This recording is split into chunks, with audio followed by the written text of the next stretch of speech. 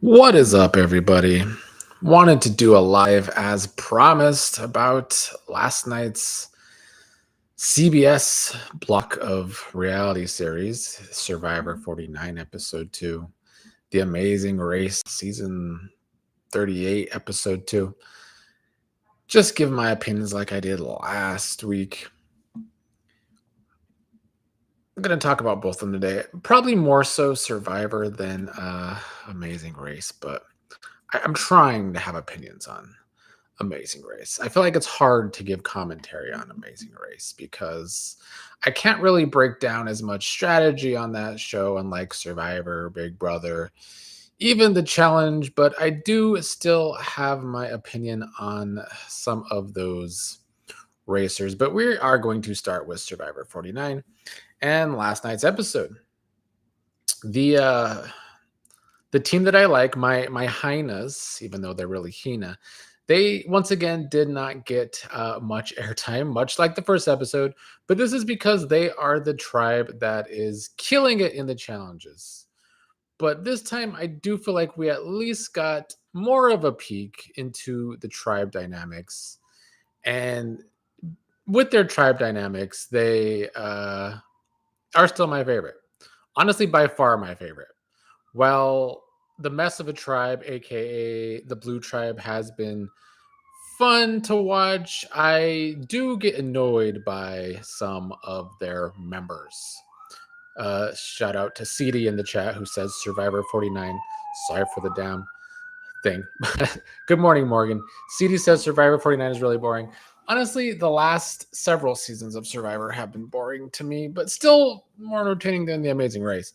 Good morning, Morgan. But yes, back to the Yellow Tribe, aka Heena. On the Yellow Tribe, a three has seemed to form with Matt, Steven, Christina.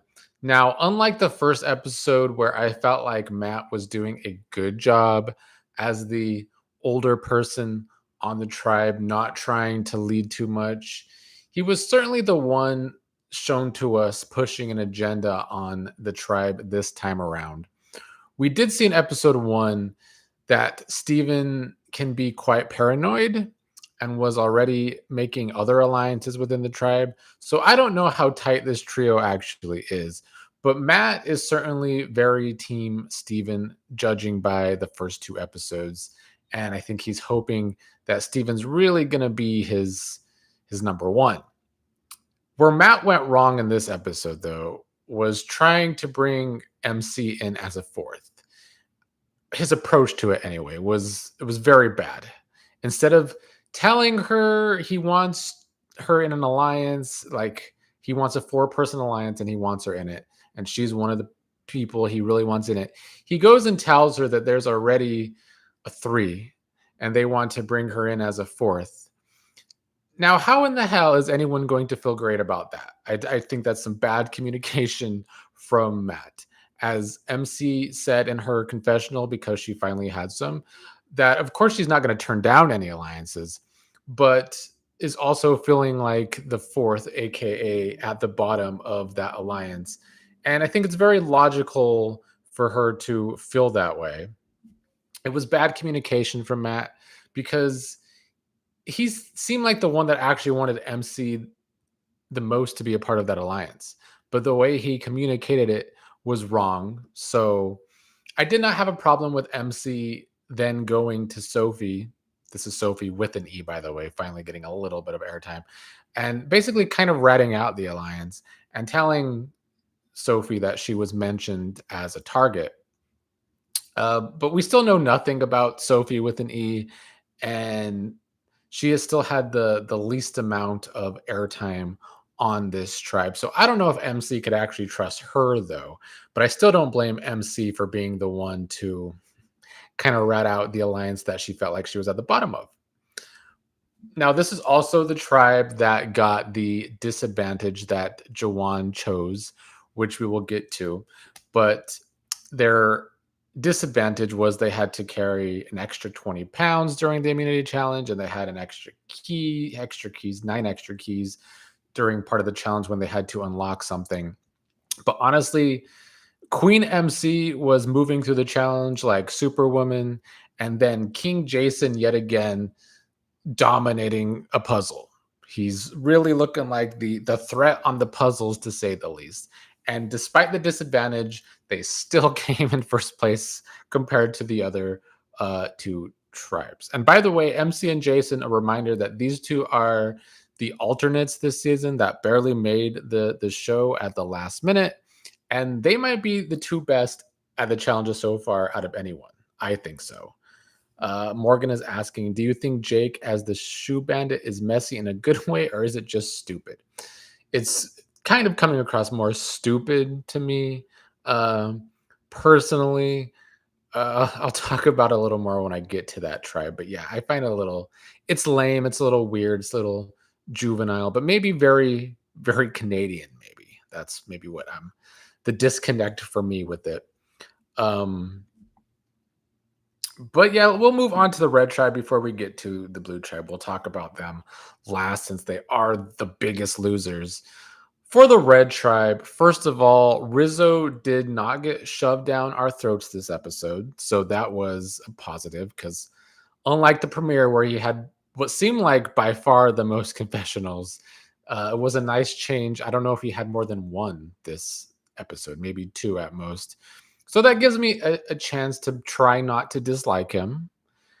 The only thing I remember from him in this episode is him trying to do a cool flip during one of the challenges that didn't pay off. So that's all I remember from Rizzo in this episode. I enjoyed the edit that Nate got on this tribe, trying to fit in with the younger generation on the tribe, and how the vibes play such a huge part of the tribe. They are always talking about vibes. And I mean, this tribe does have Shannon, who seems to live off of vibes. So that makes sense why he feels that way. He also had to talk about them describing everything as fire. He learned what Riz was. He was definitely feeling like, an older generation trying to be more comfortable in this tribe of younger people. I don't think he's that old, but it's still definitely a younger generation. So, I was dead watching the slang talk because it was giving Nate's old and out of touch, or at least that's the edit they were trying to give him here. But despite that, I really do feel like Nate, he seems to have a good presence on this tribe, and he seems to have definitely a good enough social game to fit in with the younger tribe mates. So the alliance of, I believe, Nate, Rizzo, Shannon, and Savannah became official. But we also know that Shannon and Savannah have something going on with Juwan and maybe Sage as well. So they're still the people in the middle of the tribe. What's up, Dina? Dina says it's the vibes, vibes and fire. It was giving Will on BB. It was giving Will on BB, and I feel like he does have some things in common with Will. I feel like social game was Will's best thing in Big Brother, and it does feel like Nate's gonna be very much a social player. But the two big standouts from this tribe to me are Savannah and Jawan. For two episodes now, Savannah comes across as someone who really, really wants to be like top dog, but she also like just really, really has an ego. So I am most confused by how a tribe that just supposedly really cares about vibes has not clocked Savannah's bad vibes yet. I'm assuming her personality with the tribe is very different from her confessionals, because her confessionals is where her ego really, really shines. So if that ego is coming across to the tribe, then I don't think she's going to be there for long on this tribe that cares about vibes. So I have to assume she's doing a very good job of keeping that ego under wraps with the people within the group. But also Savannah's had it out for Juwan for the while now. We saw it at the end of the last episode when he was getting frustrated making the fire. She felt like maybe that's not someone she wants to ally with. And now Juwan seemed to be doing a lot of looking for idols which was making a lot of the tribe uneasy, not just Savannah. But I do feel like Savannah was the one most acting like what she says goes. And it seemed like she wanted Juwan out there for a while.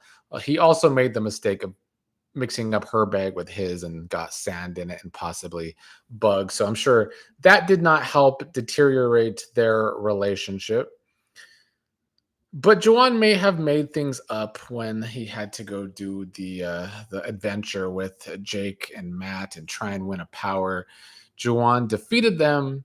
They had to throw the coconuts in the net and try and drop the others net first. I always like that challenge, but Juwan had a choice to either steal Jake or Matt's vote and get an extra vote, or choose a team advantage and give another team a disadvantage at the immunity challenge. Now, first of all, I like that the twist was to get an extra vote, you have to steal someone else's vote. Because I don't like how on recent seasons of Survivor, there's just all these losing votes over the past 4 years of Survivor. Don't love that, but I guess this was a better way of doing that.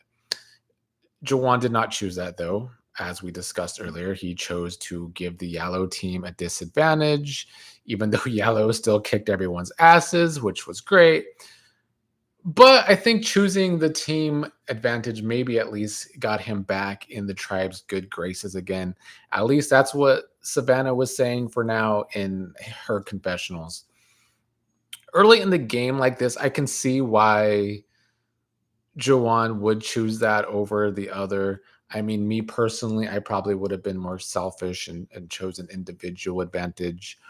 But early in Survivor game, the tribes can be a big deal. You want to be in good with the tribe. This was his way of trying to do that. And also, like, an extra vote is not the most powerful power one can have. You definitely need numbers on your tribe to make the extra vote power work in your favor.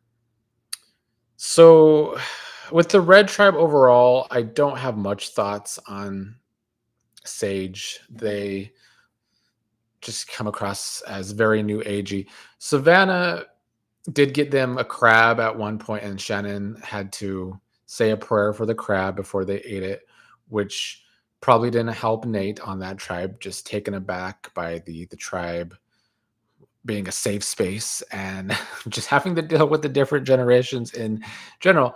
But like I said, this tribe being all about vibes, I don't know how Savannah is going to keep vibing with them. I feel like Savannah wants to be the drama very bad. And I want that for her personally. I think she has the potential to be savage, but she also has the potential to overplay and go home soon, especially with the ego she has on her. She's definitely getting like the ego edit. She was the first person at the beginning of episode 1 that said making this is going to be the easiest $1 million she ever made. Once in a while, that is something a winner would say early on and have a cocky edit, but it could also be the egg on her face that I am kind of expecting. All right. Lastly, the not so lovable losers, the blue tribe. They still didn't have fire, and they're still not getting proper sustenance. So, they voted out Nicole, thinking it's going to make the tribe stronger, but they didn't seem stronger at all. Jeremiah is trying to eat earthworms, and I guess props to him to eat something to try and still have some energy. The tribe decided last week to keep Annie when she was so clearly the worst player on the tribe, in my opinion. Not only did she struggle in the challenges like Nicole, but socially in the first episode, she showed that she was very bad socially. And then she comes into this episode thinking she's really the puppet master on the tribe. Suddenly, Annie really thought she was calling the shots. Like, I'm surprised Big Brother 27 didn't snatch her up first, because she would have fit right in with all of her delusions. She was just delusional during this entire episode. To start the episode, she was pushing so hard for Jake to go, pushing this to Sophi and Alex.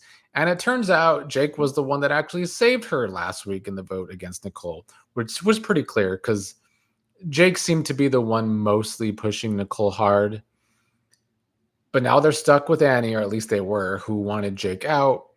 So Jake's response to being told what Annie was saying, that she wanted him out, was of course to go back to his pretty stupid shoe hiding, like I discussed with Morgan earlier.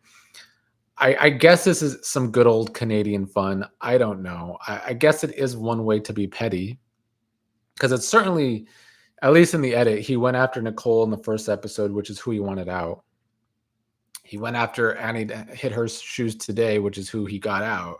So maybe it's like his warning sign that you're fucking with him too hard, or you're fucking up the tribe, and he's gonna hide your shoes and then vote you out. So I don't know. It's kind of lame to me, but it is what it is. Annie was still trying to work with Alex so they could have their secret alliance, but I think Alex saw how delusional Annie was being for thinking she had Sophie and that Sophie would turn on Jake. But basically, this tribe has had a pretty strong four since the start in Jake, Alex, Sophie, and Jeremiah. And so when Alex found the Beware advantage, it basically became an unhidden immunity idol. What's up, Sax Poobie in the chat? So the entire four basically found out about this idol by the end of the episode, because when Jake and Alex were doing their clue, Sophie saw they had to tell her. They then had the loud ball and chain, and Jeremiah had to be told. We did learn that Jeremiah feels some kind of way for always finding things out last, but like I don't know what he's going to do about it after this episode, because Annie's gone. He's losing numbers and he might be at the bottom now. So when they end up losing this challenge pretty badly again, embarrassing themselves, Annie did get the boot, but she also like changed up her strategy. She was pushing so hard for Jake as the alleged puppet master that she was, but then turned her sights to vote for Sophie at the end. I guess because Sophie did struggle at the puzzle. Sophie did kind of lose them that challenge a bit. But yeah, I don't think it was enough to for Annie to get her way. With Annie going, her delusions might be gone, but I think this tribe is still going to struggle, especially without Flint. They might just keep on losing and thus keep getting the most airtime. I don't know if it's because they're getting the most airtime that it seems like they have problems all over the place, or if they really just are this terrible of a tribe. Not just at challenges, but like back on the island, there's a lot of tension now that seems to be building. Sophie's worried that Alex and Jake will keep broing out and forget about her. Jeremiah now feeling like he's at the bottom. And I appreciate how loyal Jake is to his people so far, but I am very much looking forward to Jake being blindsided. And I hope that is something that happens to Jake this season. He's definitely not my favorite. But yeah, that was episode 2 of Survivor. You know, Jeff really hyped up the merge this season. So hopefully the merge gives, because I feel like, once again, much like a few seasons prior to this, the last few seasons, the pre-merge can be a bore. You kind of gotta get through it, and that's what it might be building up to, especially if Blue is going to keep losing. But at the same time, I kind of want Blue to keep losing because they are my least favorite tribe overall. So it is what it is. Let's quickly move on to last night's Amazing Race episode. I think once again I need to reiterate that like this show is just not really my thing. It's missing an edge with the way, like, they don't have any real way to strategize. The teams can help each other, but there seems to be, at least in the edit, no rhyme or reason to who each team is helping. It seems like teams just help each other. They help the teams closest to them. And that's not fun. I'm waiting for a team to like screw someone over or something. I feel like a team could have done that in this episode and actually been in first place, and they didn't do it. And then the fact that Jag and his jump scare brother keep kicking ass is really not helping my lack of enjoyment for this show either. But, like, I also have to give Jeg and Jas props. But them, Joseph and his brother Adam, Natalie and Stephanie all got pretty lucky in this episode. The top 8 teams were all together on the same train, but they all decided to have a herd mentality and get off at the same stop thinking it was the right stop, but it was the wrong stop. So then 5 of the teams just quickly got on the next train that I assume had the same route. But then Joseph managed to find a train that would get them to Prague sooner than the original train, which was already early. So I felt like that was really, really lucky. I guess maybe it wasn't luck. I mean, maybe it was Joseph just being really smart and not rushing to get on the next train and decided to stay behind and look for other options. But I don't know. To me, that was hella lucky. And so then Jag and Jas were the first to finish the walking of a plank on a narrow path. They challenged from way up top, which Jas did crush that. They were also the first team to finish the detour where they had to deliver the right glasses to 3 different places. Um, Although I'm not sure why anyone chose the memory comp and not everyone chose that, because the memory comp where you had to memorize the names of cities and the country and put it to pictures and pronounce them right. I mean, it was seemed very difficult. I would have definitely flunked that. I guess the glass challenge was more physical and you had to walk to different places, but it still seemed way easier. So I feel like anyone that picked that was very smart. But yeah, clearly Jag and his brother are going to be hard to beat. And I think they're only going to be out of the top 3 if a big twist happens or if some of these other teams get their heads in the game. Like Joseph and his brother are the ones I'm talking about that could have screwed over Jag and screwed over Natalie if they were really trying to win this game. Because Joseph could have kept the fact that they found an earlier ticket to himself. And that's the kind of stuff I want to see on this show. But unfortunately, I feel like I'm watching Phil Kogan's best friend race, or however you say the host name. So yeah, Joseph and his brother came in second, and Natalie and her sister came in third. That was the top 3 because they got lucky. Tucker and his brother Eric started the day in second. They ended up in fourth. This is mostly because they didn't get lucky with the ticket thing that Joseph did, but Tucker in Tucker fashion was arguably the best on the walk the plank challenge. But then the 2 brothers thought they were so ahead at fourth, from everyone behind them anyway, that they decided to take some leisure time before doing their detour and go eat some ice cream and buy some magnets. And then Hannah and her sister came in and crushed the memory comp, even though somehow they didn't pass Tucker and his brother on the foot race, and Tucker and his brother still ended up in fourth place despite their leisure time. And I mean, that I guess that speaks a lot to how fast they can be when they want to be.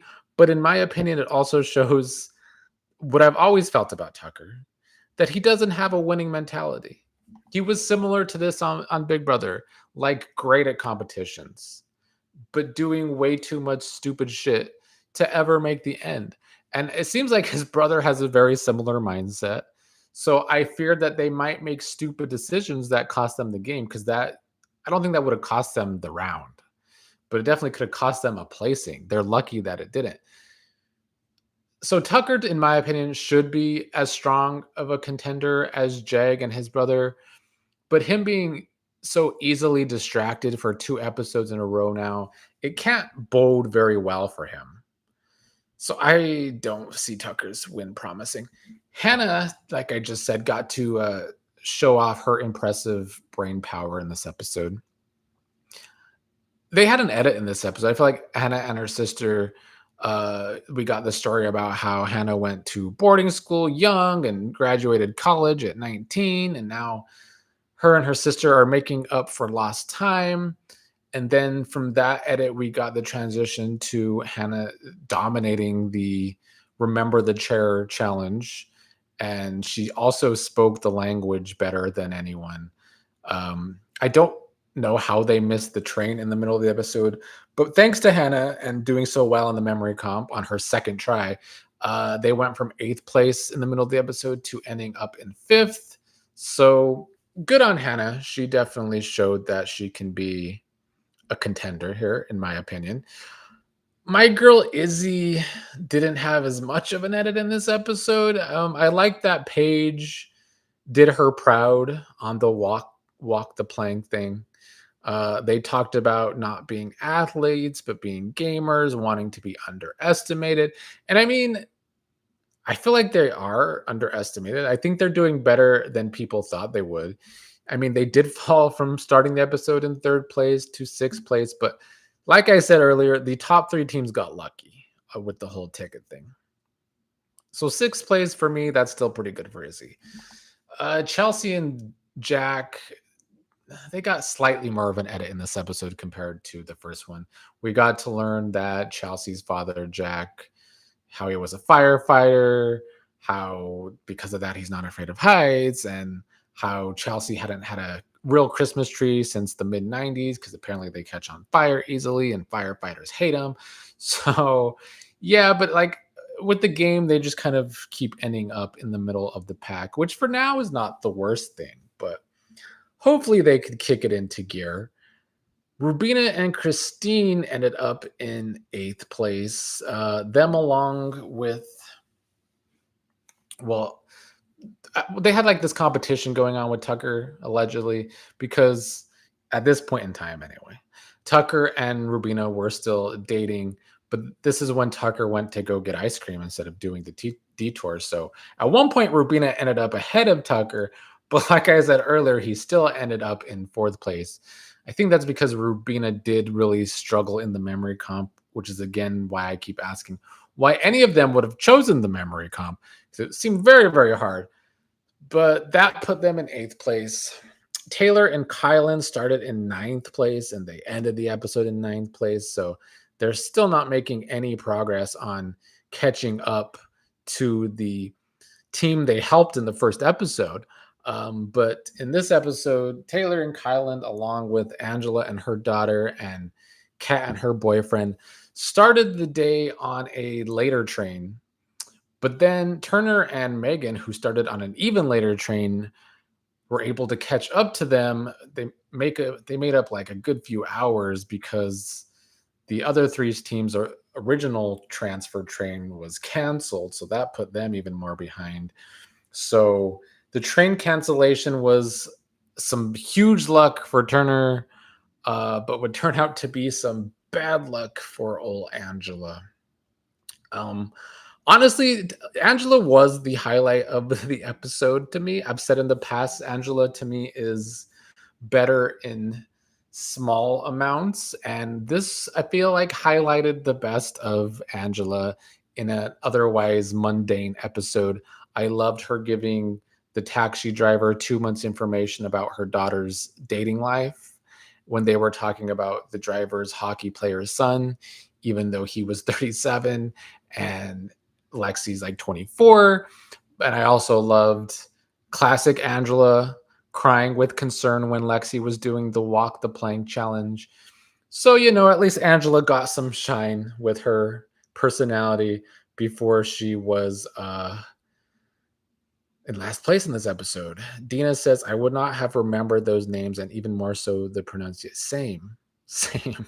I would have I would have done what I thought Kat was going to do in this episode and be crying while struggling to finish the challenge. I think this was a challenge that may have broke me because it seemed very hard. The pronunciations alone would just not have stayed in my head. I was hoping that Kat would have a crying meltdown during the memory comp, and that would put her behind. But that didn't happen. And then I was hoping Angela and Lexi could finish the memory comp faster than Turner and Megan, but that didn't happen. They basically finished on time. So, I mean, at the same time. So, Kat and Alex got 10th place. And then Angela and Turner were neck and neck finishing the memory comp, but like they couldn't. Angela and Lexi couldn't keep up with Turner and Megan in a foot race, I guess. Although I didn't really feel like they tried hard, but Angela didn't have age on her side here. And so I do feel like we lost two entertaining teams in back-to-back first episodes of the season, which isn't great, especially since we're still stuck with Cat, still stuck with Turner. I would rather have those two teams been the first two boots, quite frankly. But this is what we're stuck with. So yeah, last night was a bad night for the older women on these two shows. We had Annie going in Survivor, followed by Angela going home on Amazing Race the same night, and two cracked older women that could be entertaining. So you hate to see it. Don't know what that means for both shows, but I'm gonna keep on trucking with both of these shows for the rest of the season. I did enjoy Survivor more than The Amazing Race, even though, like someone said earlier in the comments or in the chat, that the season of Survivor is not the most exciting. But one thing for the season of Survivor that I am enjoying, yeah, we got some powers in this edit that we got the beware advantage, but Juwan didn't pick the individual advantage. So I feel like we are getting way more social game, way more strategy than just a lot of idle talk, which has really haunted all Survivor seasons between 41 and now. So that's good to see. As for the Amazing Race, maybe it will grow on me. Don't love losing Enzo and Angela back to back personally, because those two teams, when they're frustrated, are entertaining. And to me, when Kat's frustrated, it's not entertaining. And Turner's just boring in general. So we could have lost some better teams, but that's all I got to say for now. I want to thank you all for joining me and watching.